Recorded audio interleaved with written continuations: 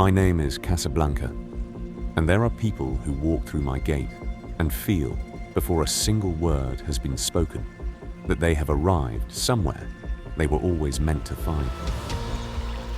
The woman who loved me was an artist, born in Morocco, shaped by Paris. When she first walked through my arches, she saw something of home, something of Marrakesh in my courtyards, something of the Mediterranean in my stone and my light. She brought that vision into every corner of me. The golden onyx that glows in my kitchen and burns at the heart of my fireplace. The art that lives on my walls like pages from her life. Her studio was here. And even now, the light finds it. My arches were not placed here by accident. They were drawn from a tradition older than this city, Spanish in spirit, Moroccan in soul.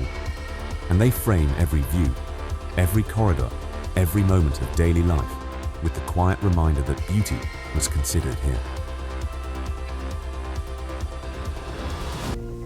I live in Ponce Davis, one of Miami's most quietly coveted addresses, and behind my gates, on nearly an acre of land, I have held a life that was lived with intention, with beauty, and without compromise. I have been found and loved, and now I am ready to be found again.